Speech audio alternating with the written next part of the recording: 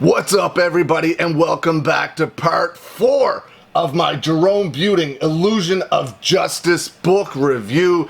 And this book is a beauty. I know I say this at the start of every one of the video, but pick up his book. He goes over so much more than just making a murderer in the book. Other cases, things about himself. It's brilliant. You can get it on iTunes, Amazon, Kindle. It's available in different languages. Pick it up, and I'm joined today by special guest Macho Man Randy Savage and the Kudo Mobile guy. So yeah, here we go, part 4, and I'm very excited. No sleeves. Remember, sleeves suck. Let's go. Ooh, almost knocked over Randy. Here we go, part 4 of my book review. I'm a little excited today. Part 4, we're starting out with Jerry Buting states in December 2006, he arranged to have the white box from the 1985 case opened. Talks about how both he and Norm Gahn were surprised when they walked into the room to see that Mark Weirgert, this guy keeps popping up everywhere, had only the white box and not the larger box that it came out of. They both asked where the larger box was, and Jerry Buting talks about how inside the white box they found a styrofoam clamshell container which at one point had been sealed with red evidence tape, but they could clearly tell now that at some point in time it had been sliced open. When they opened the box, they did indeed find a tube of Stephen Avery's blood with Stephen Avery's name on it and the date it was taken from him. Jerry Buting talks about the 3 things he noticed right away when he saw the blood vial. And those 3 things were, there was no seal on the blood vial, there was a visible hole in the center of the tube and around the sides of the vial. Trapped between the stopper and the glass was a casting of blood above the level of the bottom stopper. I guess where blood is not supposed to be.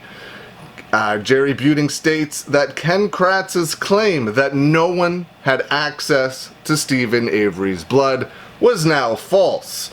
Ken Kratz stated that this was preposterous that someone could have access to Stephen Avery's blood, but now they could prove that someone could indeed have access to that vial of Stephen Avery's blood, and it could be accessed easily.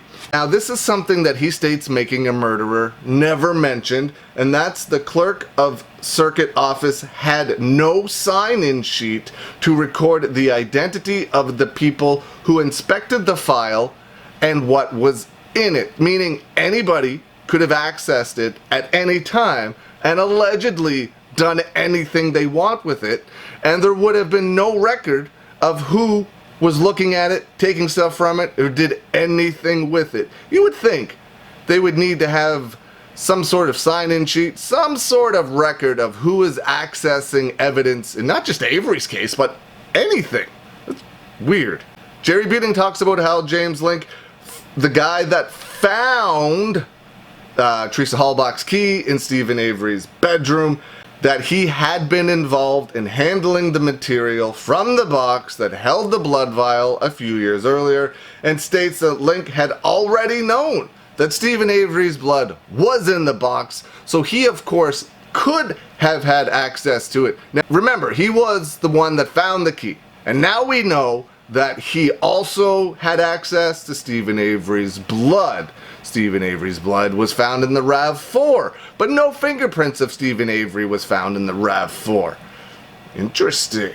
Jerry Buting states that according to Norm Gahn, the FBI was now able to do a test to prove that EDTA wouldn't trigger irrelevant evidence to give a false positive, meaning EDTA could be found in other things like cleaning supplies you use to clean your car. EDTA was found in Teresa Halbach's car in Stephen Avery's blood, that it could attribute to her cleaning her car because you could find that in car cleaning supplies.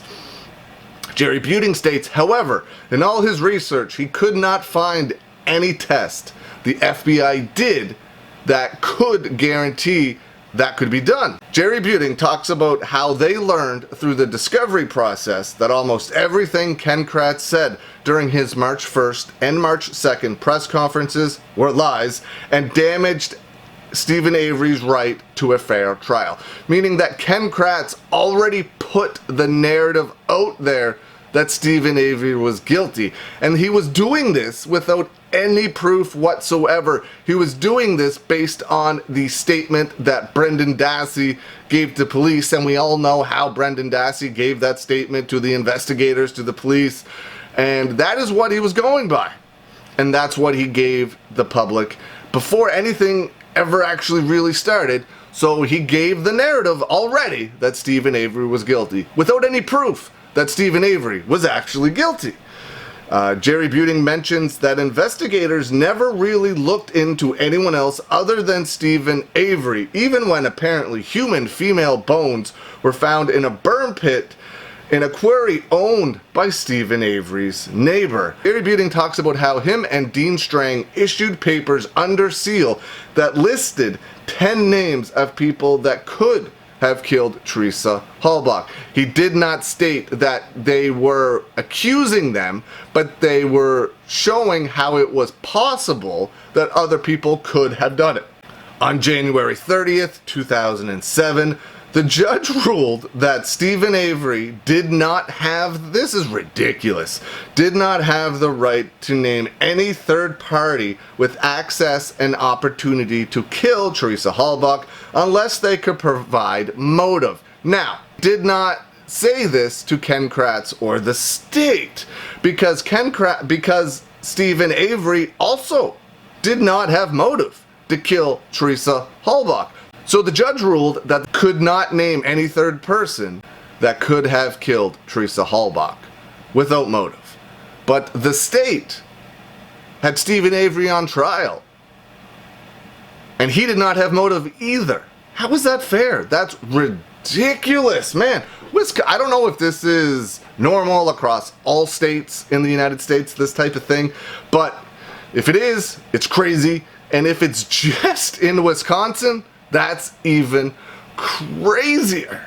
Ooh, but that's where we're going to leave part 4. What an interesting few pages in Jerry Buting's book. Pick it up. I can't recommend it enough. Thank you so much for watching this video. I truly appreciate the support. Leave some comments below. I have a bunch of wrestling shows this weekend, and I'm very excited. We got 3. I'm very excited about that. Remember to like, share, and subscribe to the channel. Again, I truly appreciate all your support, and I'll see you again soon.